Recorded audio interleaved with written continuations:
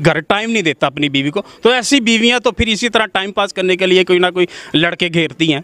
इसको टाइम नहीं देता था, वो असल में ये अपने खामद के लायक ही नहीं थी। आए दिन वो आप लोगों ने भी राना सुहेल साहब का बयान सुना होगा कि साल पहले इसकी उसने नाक की हड्डी तोड़ी थी, तो इसको तो वो टाइम नहीं देता, तो ये इसी तरह अपने टाइम पास करती थी। आप इसकी क्या बातें करते हैं?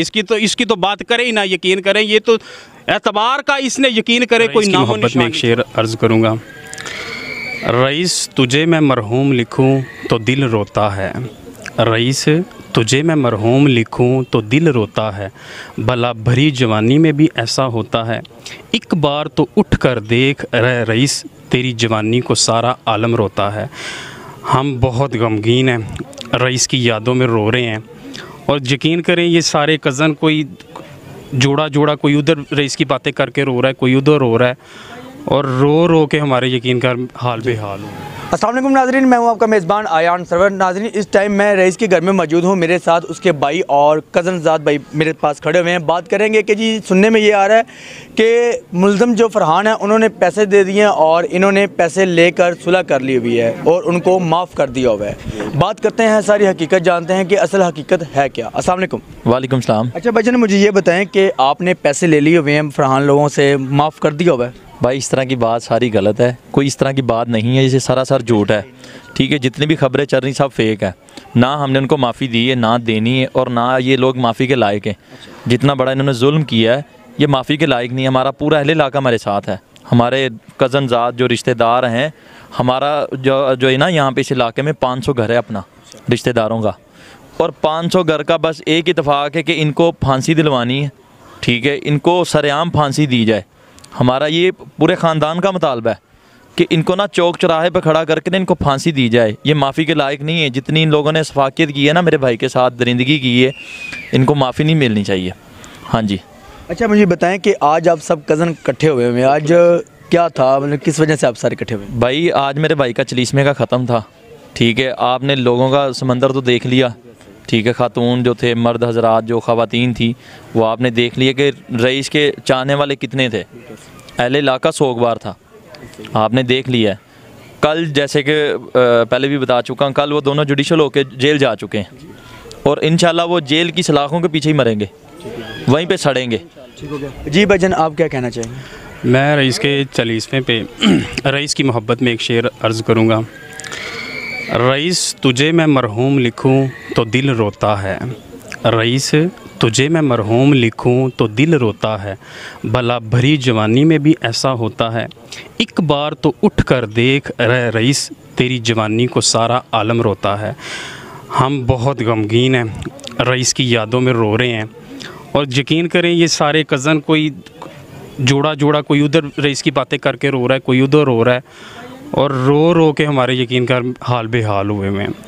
अब हम क्या डिस्क्राइब करें, उनको क्या बताएं कि अब हमारा क्या दिल चाहता है? हमारा दिल कुछ नहीं चाहता। हम तो चाहते हैं कि पाकिस्तान में इंसाफ हो।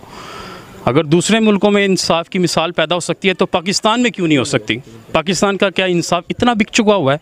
पाकिस्तान के जो बड़े बड़े ओहदेदारान हैं, जिनको अल्लाह ताला ने ओहदे दिए हुए हैं, कि आइए इन्होंने कल को अल्लाह के आगे पेश नहीं होना, जिनको अल्लाह ताला ने ओहदे दिए हैं, इनसे मैं रिक्वेस्ट करता हूँ कि ये लोग चले ना आए, हमें बुला लें, हमें बुला के हमसे पूछें कि हमारे साथ क्या हुआ है, हमारे साथ जो ज़्यादती हुई है, ये शफाफ तरीके से क्यों नहीं हर चीज़, हर शवाहिद क्यों नहीं इकट्ठा करते? क्या कुछ नहीं हो सकता? ये फरहान ने रईस को मारने से पहले क्या क्या किया, किसके साथ प्लान बनाया, मारने के बाद इसने क्या क्या प्लान बनाए, ये सारा कुछ निकल नहीं सकता?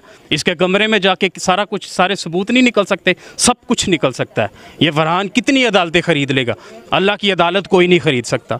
हमें अल्लाह ताला ने ये रस्ते दिखाए और अल्लाह ताला ही हमारे साथ इंसाफ करेगा। और हम जोली उठाओ यार सारे तुझी भी, हम ये जोली उठा के अपने अल्लाह से रिक्वेस्ट करते हैं, अल्लाह तू हमसे इंसाफ कर, तेरे सिवा हमारे साथ कोई इंसाफ नहीं कर सकता, और तू सबसे बड़ा जज है, और तूने अगर हमें सुराग दिया ना, तूने फरहान पकड़ाया तो तू इन्हें तख्तादार पर सूली पे चढ़ाएगा तूने, और ये फरहान की इंशाल्लाह इसकी लाश को हम जलाएंगे नहीं, इसकी लाश को कवे चील खाएंगे, और सारा ज़माना, सारी दुनिया देखेगी कि इसके साथ क्या हुआ है और इसने हमारे साथ क्या किया है।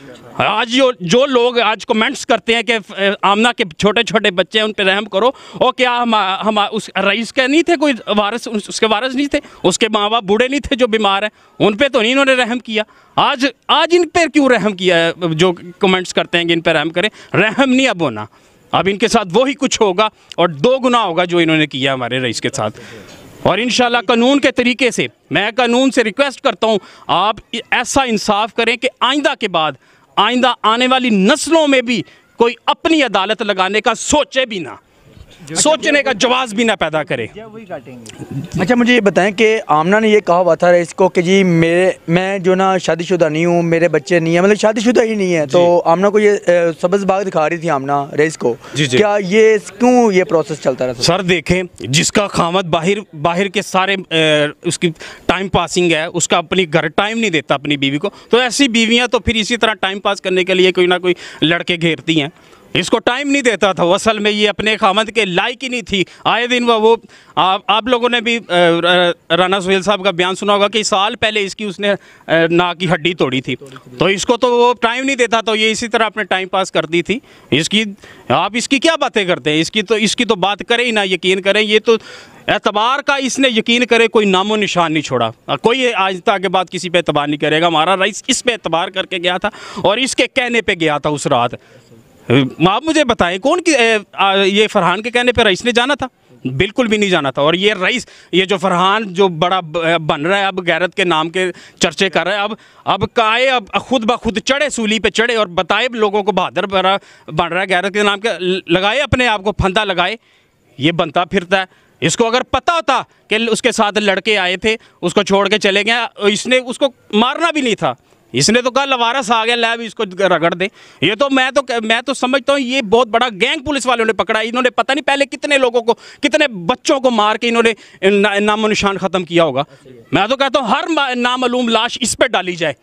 ये तो मुझे गैंग लगता है। ये हमारे रईस को कहता है नशे में था, नशे में तो तू है, तेरी शक्ल दरिंदों जैसी है, तेरी शक्ल से पता चलता है तू दहशतगर्द है, तूने दहशत फैलाई है, और तेरी इस दहशत का बदला अल्लाह खुद तुझे देगा। हमारे बताएं कि वो एंड तक यही कहता रहा कि मेरी बेगम तो इनोसेंट है, वो उसने तो कुछ नहीं किया, इसको ब्लैकमेल करता था, डराता था, धमकाता था, तस्वीरें हैं, ये वो सब कुछ इस तरह मामला करता रहा। तो इसने नाक की हड्डी 1 साल पहले क्यों तोड़ी थी? तब भी यही आया था।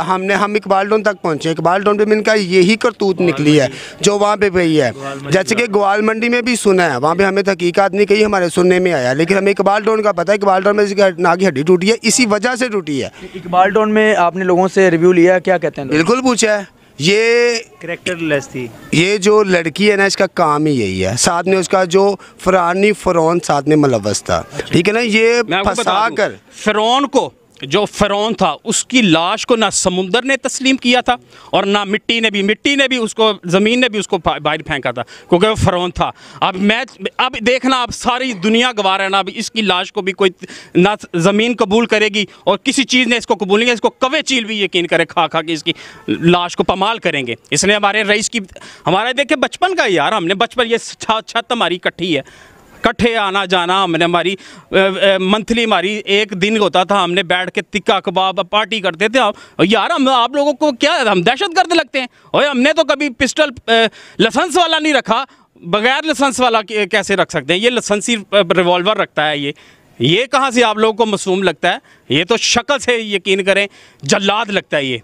और अब इस जल्लाद का खात्मा इंशाल्लाह होगा, इंशाल्लाह होगा। अच्छा भजन, मुझे आप ये बताएं कि कभी ऐसा हो सकता है कि आप इनको माफ़ करेंगे? भाई ये हरगिज़ नहीं होगा, मैं पहले बता चुका हूँ। हमारे पूरा ख़ानदान ने इस चीज़ का ऐलान कर दिया है कि हम लोग इनको 1% भी माफ़ी नहीं देंगे।